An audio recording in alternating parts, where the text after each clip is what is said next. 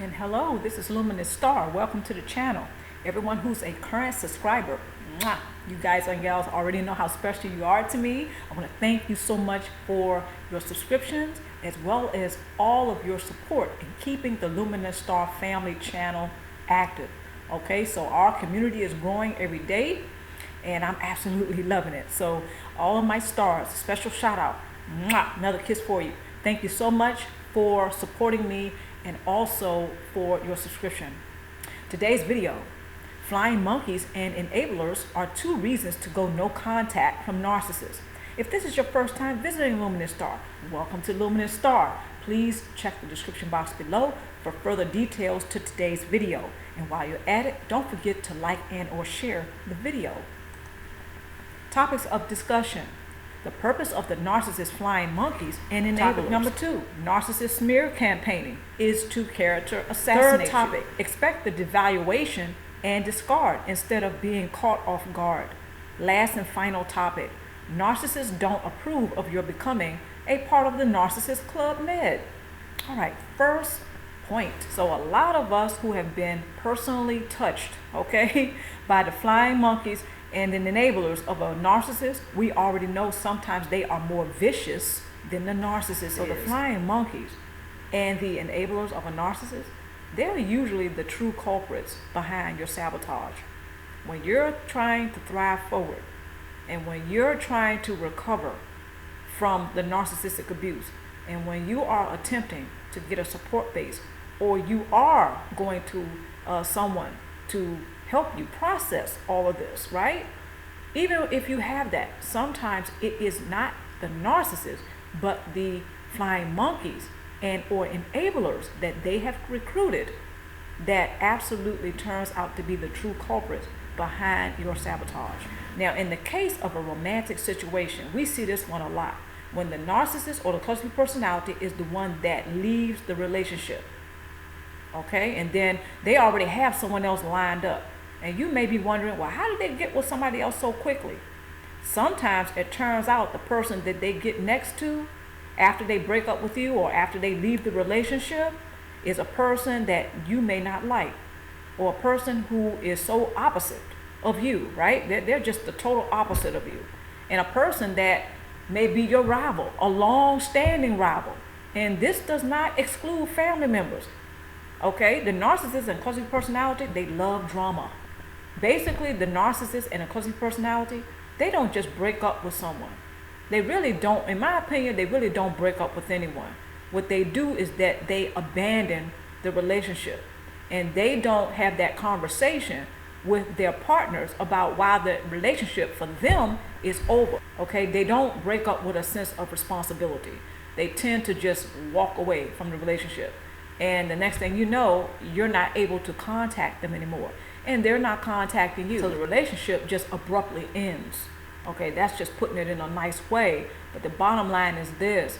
It feels like the rug has been pulled out from up under you. Narcissists and cluster personalities, they love doing this because it feeds their false self-image. And they get the narcissistic supply. And all the while, their false self-image is being preserved and protected by him or her. And believe it or not, the flying monkeys and the enablers help them to preserve their false self-image. Now, you may be wondering, why would the flying monkey or the enabler do this? Well, because the narcissist, believe it or not, is the enabler's best supplier. Think about it like a drug addict and a drug supplier. The best supplier gets the most action. Okay, just think about that. The enabler is supplied by the narcissist. The flying monkey that has been recruited by the narcissist is also supplied. Now, you may be wondering, how does the narcissist supply the enabler? How do they supply the flying monkey?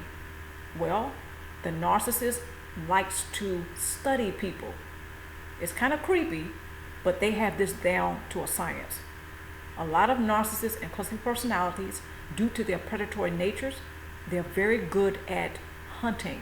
They're very good at watching the prey, every move, every gesture, every facial expression, the way he or she moves, the way he or she may speak. The narcissist and the cluster personality, they study the targeted prey to that degree. Every gesture, every movement, the facial expressions that you tend to make when you're experiencing something. Okay, this is it's creepy to me. However, the narcissist and the cluster personality, they are that methodical. So they're going to study the enablers.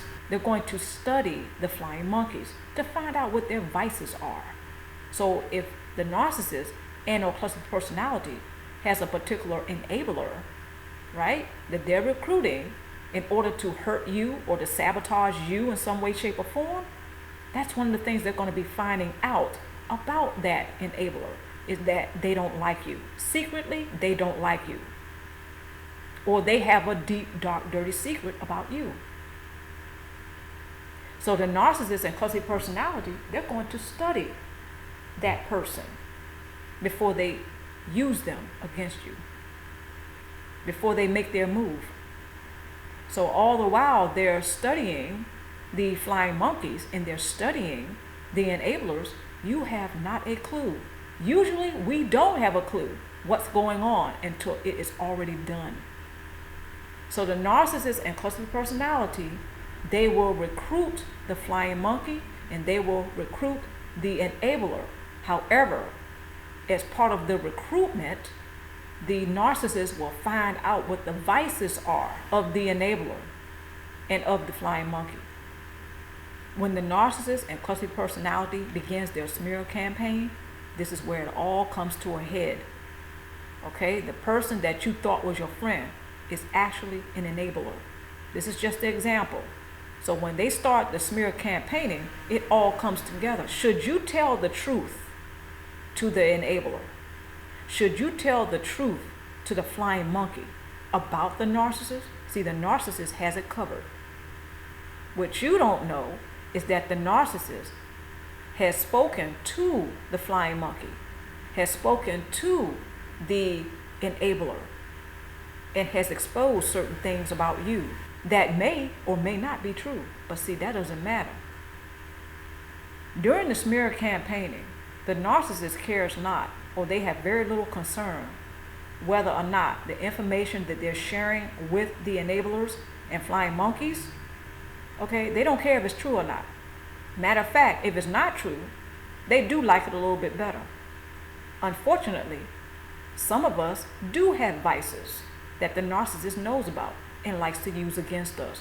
This is one of the main reasons why they smear campaign, because they know certain things about us that they can use against us, whether that is our insecurities, whether that is something that happened to us in our past that was traumatic, whatever it is, the narcissist, whatever it is that's very painful to us, the narcissist is going to use it in the smear campaigning. And they're going to share that with the enabler and or the flying monkey. So don't be shocked to find that sometimes the person that you're confiding in about the narcissist is actually an enabler of the narcissist.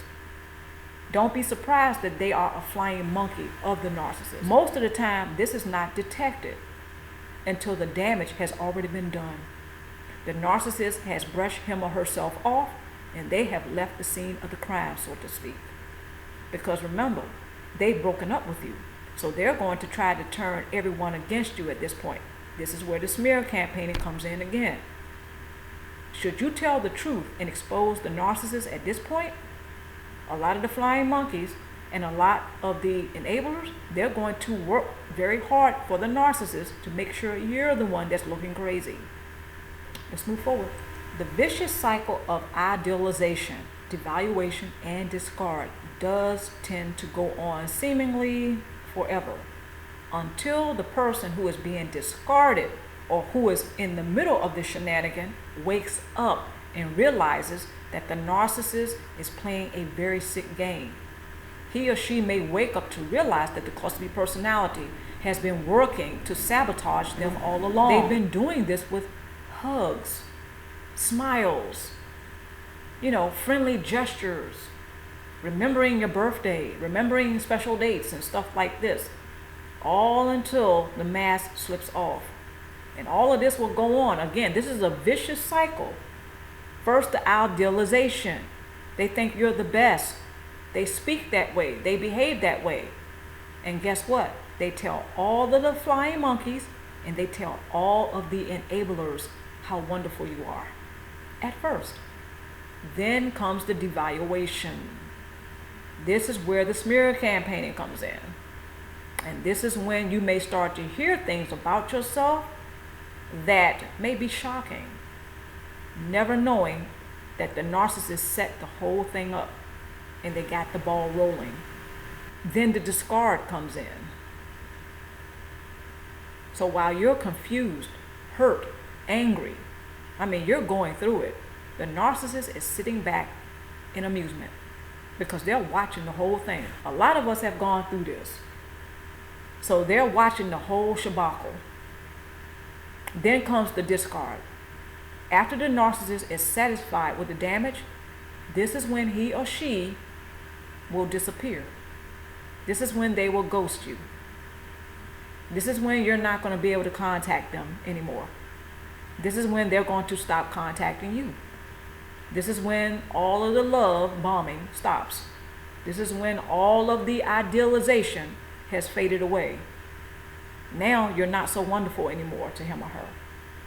Now you're the worst thing that's ever happened to him or her.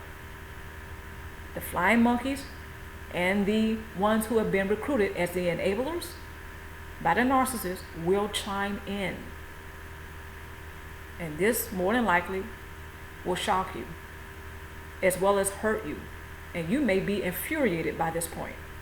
But this is usually how it goes. It's a vicious cycle. Idealization, devaluation, and discard. And it goes on and on until you decide that enough is enough.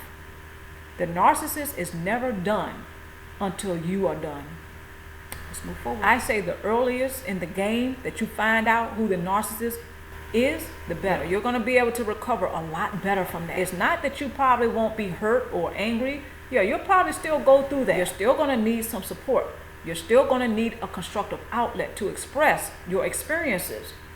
Okay, you're still going to need that. However, it probably won't be as long and drawn out, and it'll probably be less challenging. The earlier in the game you find out who these people are, the better.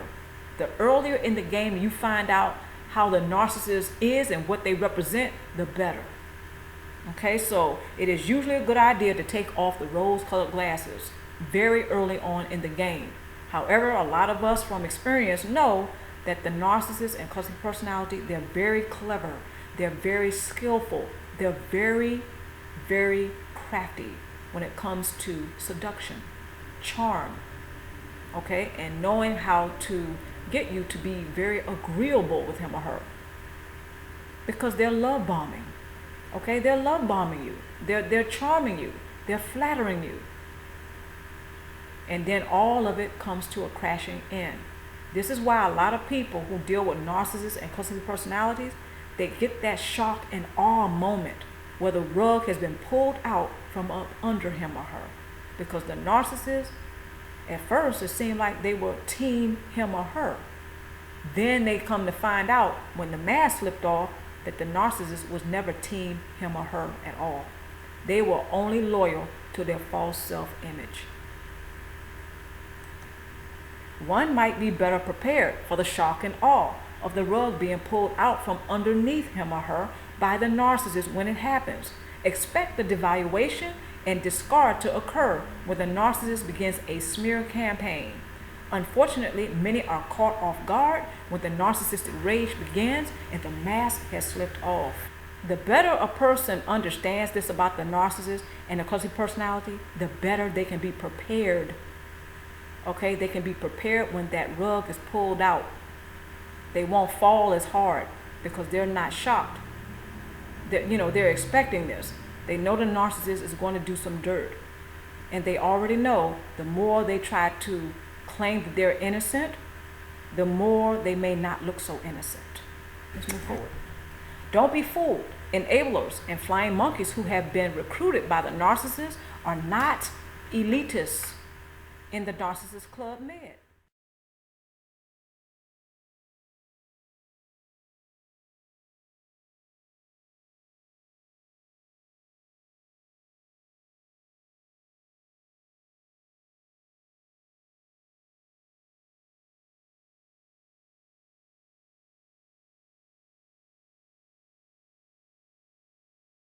So people who seem to get along with the narcissist, again, 9 times out of 10 chances, they're being manipulated by the narcissist.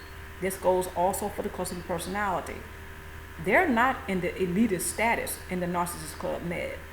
Trust me on that one. The narcissist gets along truly with people who are hardcore narcissists like he or she is, because that way they don't really have to form a connection with them that is meaningful. Just picture a bunch of people standing around doing selfies and really liking the company that they're in. You got it. That's the world of the narcissist who gets along with other narcissists. That's what it's going to look like. Everybody standing around taking selfies and really loving each other's company. The only people that the narcissists really like to be in company of are other narcissists. Again, picture all of those people taking selfies in a room.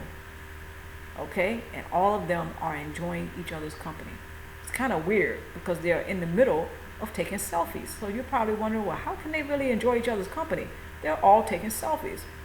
Right, that's the point. They're all taking selfies. They're too self-absorbed to have a meaningful connection. They don't have to have it amongst each other because they understand each other. They share the same nature. Okay, so narcissists, yeah, they have a club med, and no one is an elitist unless they are hardcore narcissists like they are. Okay, let's move forward. There seems to be a tight bond and close relationship between narcissists and those that were recruited as flying monkeys and enablers. They are on the low scale of the Narcissist Club Med. Flying monkeys and enablers are two of the main reasons to go no contact from the narcissist and or cluster personality. Flying monkeys and enablers are serving a purpose that more than likely is to favor the narcissist.